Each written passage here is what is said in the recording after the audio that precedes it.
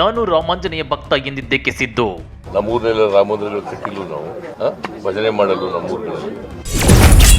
ಅಯೋಧ್ಯೆ ರಾಮ ಮಂದಿರಕ್ಕೆ ನಮ್ಮ ವಿರೋಧವಿಲ್ಲ. ನಾವು ಅಯೋಧ್ಯೆಗೆ ವಿರುದ್ಧ ಇಲ್ಲ, ದೇವಸ್ಥಾನ ಕಟ್ಟಲಿಕ್ಕೆ ವಿರುದ್ಧ ಇಲ್ಲ. ಅಯೋಧ್ಯೆಯಲ್ಲಿ ರಾಮ ಮಂದಿರ ಕಟ್ಟೋದಕ್ಕೆ ನಮ್ಮ ವಿರೋಧವಿಲ್ಲ, ದೇವಸ್ಥಾನಗಳ ನಿರ್ಮಾಣಕ್ಕೆ ನಮ್ಮ ವಿರೋಧ ಇಲ್ವೇ ಇಲ್ಲ. ಹೀಗಂತ ಹೇಳಿರೋ CM Siddaramaiah BJP master plan ಅನ್ನೇ ಪೀಸ್ ಮಾಡಿದ್ದಾರೆ. ಹಾಗಾದ್ರೆ ಬಿಜೆಪಿ ಪ್ಲಾನ್ ಫ್ಲಾಪ್ ಆಗಿದ್ದು ಹೇಗೆ ಗೊತ್ತಾ? ಅದನ್ನ ಡೀಟೇಲ್ ಆಗಿ ತೋರಿಸ್ತೀವಿ. ಆದ್ರೆ ಅದಕ್ಕಿಂತ ಮೊದಲು ಹಲೋ ಕನ್ನಡ ಯೂಟ್ಯೂಬ್ ಚಾನಲ್ ಅನ್ನು ಸಬ್ಸ್ಕ್ರೈಬ್ ಮಾಡ್ಕೊಳ್ಳಿ. ಹಾಗೇನೇ ಪಕ್ಕದಲ್ಲಿರೋ ಬೆಲ್ ಬಟನ್ ಅನ್ನು ಪ್ರೆಸ್ ಮಾಡಿ. ಶ್ರೀರಾಮ ಹಿಂದೂಗಳ ಆರಾಧ್ಯ ದೈವ, ಜೊತೆಗೆ ಭಾರತೀಯರೆಲ್ಲರಿಗೂ ನೆಚ್ಚಿನ ದೇವರು. ರಾಮ ಅಂದ್ರೆ ಅದೊಂದು ಹೆಸರು ಮಾತ್ರವಲ್ಲ, ಅದೊಂದು ಶಕ್ತಿ, ಅದೊಂದು ಒಳ್ಳೆತನದ ಪ್ರತೀಕ, ಪ್ರೀತಿ, ನಂಬಿಕೆ, ವಿಶ್ವಾಸದ ರೋಲ್ ಮಾಡೆಲ್. ರಾಮ ಅಂದ್ರೇನೆ ವಿಶೇಷ ಚೇತನ. ಹೀಗಾಗಿ ಶ್ರೀರಾಮನ ವಿರುದ್ಧ ಯಾರೂ ಇಲ್ಲ. ರಾಮ ಮಂದಿರ ಕಟ್ಟೋದಕ್ಕೆ ಯಾರ ವಿರೋಧವೂ ಕೂಡ ವ್ಯಕ್ತಪಡಿಸುವಂತಿಲ್ಲ. ಹೀಗಂತ ಸಿಎಂ ಸಿದ್ದರಾಮಯ್ಯ ಹೇಳಿದ್ದಾರೆ. ನಾವು ಅಯೋಧ್ಯೆಗೆ ವಿರುದ್ಧ ಇಲ್ಲ, ದೇವಸ್ಥಾನ ಕಟ್ಟಲಿಕ್ಕೆ ವಿರುದ್ಧ ಇಲ್ಲ, ರಾಮ ಮಂದಿರಕ್ಕೆ ವಿರುದ್ಧ ಇಲ್ಲ. ನಾವು ರಾಮ ಮಂದಿರದ ಪರನೇ ಇದ್ದೀವಿ. ಕೇಳಿದ್ರಲ್ಲ ಸಿಎಂ ಸಿದ್ದರಾಮಯ್ಯ ಹೇಳಿದ್ದನ್ನ. ನಾವು ಅಯೋಧ್ಯೆಗೆ ವಿರೋಧವಿಲ್ಲ, ರಾಮ ಮಂದಿರಕ್ಕೆ ವಿರೋಧವಿಲ್ಲ, ನಾವು ರಾಮ ಮಂದಿರ ಪರವಾಗೇ ಇದ್ದೀವಿ. ನಾನು ಕೂಡ ರಾಮ ಮತ್ತು ಹನುಮನ ಭಕ್ತನಾಗಿದ್ದು ರಾಮ ಮಂದಿರ ನಿರ್ಮಾಣಕ್ಕೆ ಎಂದಿಗೂ ವಿರೋಧವಿಲ್ಲ ಅಂತೇಳಿ ಸಿಎಂ ಸಿದ್ದರಾಮಯ್ಯ ಸ್ಪಷ್ಟಪಡಿಸಿದ್ದಾರೆ. ನಮ್ಮೂರಿನೆಲ್ಲ ರಾಮ ಮಂದಿರಗಳು ಕಟ್ಟಿಲ್ಲ ನಾವು ಭಜನೆ ಮಾಡಲು ನಮ್ಮೂರಿನಲ್ಲಿ. ಅವೆಲ್ಲ ಮಾಡ್ತಿದ್ದೀವಿ. ನಾವು ಊರ್ಲಿದ್ದಾಗೆಲ್ಲ ಭಜನೆ ಮಾಡ್ತೀವಿ. ನಾನು ಭಜನೆಗೆ ಹೋಗ್ತಿದ್ದೆ. ಅದು ಬೇರೆ ಪ್ರಶ್ನೆ. ಇವತ್ತು ಬೆಂಗಳೂರಿನ ಪ್ರೆಸ್ ಕ್ಲಬ್ನಲ್ಲಿ ಮಾಧ್ಯಮದವರೊಂದಿಗೆ ಮಾತನಾಡಿರೋ ಸಿಎಂ ಸಿದ್ದರಾಮಯ್ಯ, ಅಯೋಧ್ಯೆಯ ರಾಮ ಮಂದಿರ ನಿರ್ಮಾಣಕ್ಕೆ ನಮ್ಮ ವಿರೋಧವಿಲ್ಲ, ದೇವಸ್ಥಾನ ಕಟ್ಟೋದಕ್ಕೂ ನನ್ನ ವಿರೋಧವಿಲ್ಲ.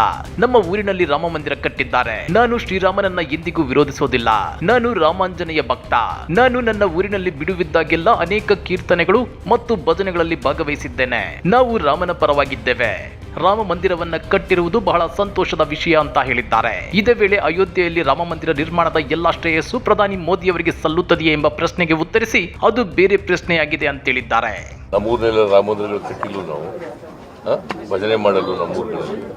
ಅವೆಲ್ಲ ಮಾಡ್ತಿದ್ದೀವಿ. ನಾವು ಊರ್ಲಿದ್ದಾಗೆಲ್ಲ ಭಜನೆ ಮಾಡ್ತೀವಿ. ನಾನು ಭಜನೆಗೆ ಹೋಗ್ತಿದ್ದೆ. ಅದು ಬೇರೆ ಪ್ರಶ್ನೆ.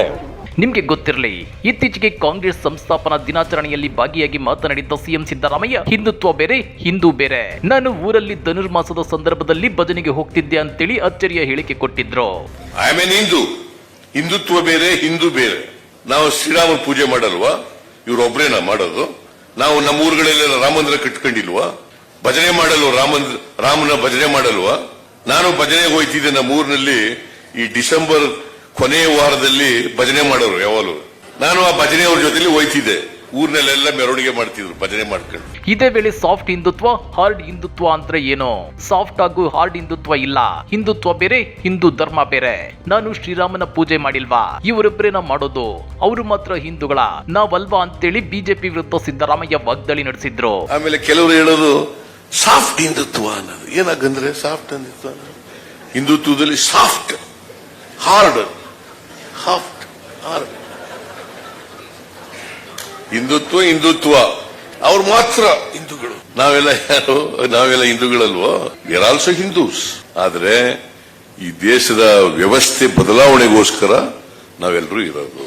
ವ್ಯವಸ್ಥೆ ಬದಲಾವಣೆ ಆಗಿ ಎಲ್ಲರೂ ಮನುಷ್ಯರಾಗಿ ಬಾಳಬೇಕು, ಎಲ್ಲರೂ ಸಮಾನರಾಗಿ ಬಾಳಬೇಕು, ಎಲ್ರಿಗೂ ಸಮಾನ ಅವಕಾಶಗಳು ಇರಬೇಕು. ಅದೇನೇ ಇರ್ಲಿ, ದೇವರು, ಧರ್ಮ ಮತ್ತು ಜನರ ನಂಬಿಕೆಗಳಿಗೆ ಯಾರು ಧಕ್ಕೆ ತರಬಾರ್ದು. ಅದು ಯಾವುದೇ ಧರ್ಮ ಇರ್ಲಿ, ಯಾವುದೇ ಆಚರಣೆ ಇರ್ಲಿ, ಪ್ರತಿಯೊಬ್ಬರ ಧಾರ್ಮಿಕ ನಂಬಿಕೆ ಮತ್ತು ಆಚರಣೆಗಳಿಗೆ ಗೌರವ ಕೊಡೋಣ. ವಿವಿಧತೆಯ ಮಧ್ಯೆಯೂ ನಾವೆಲ್ಲ ಒಂದು ಅಂತೇಳಿ ಏಕತೆಯನ್ನ ಸಾರೋಣ. ಈ ಬಗ್ಗೆ ನೀವೇನಂತೀರಾ? ಕಮೆಂಟ್ ಮಾಡಿ, ವಿಡಿಯೋ ಲೈಕ್ ಮಾಡಿ, ಶೇರ್ ಮಾಡಿ.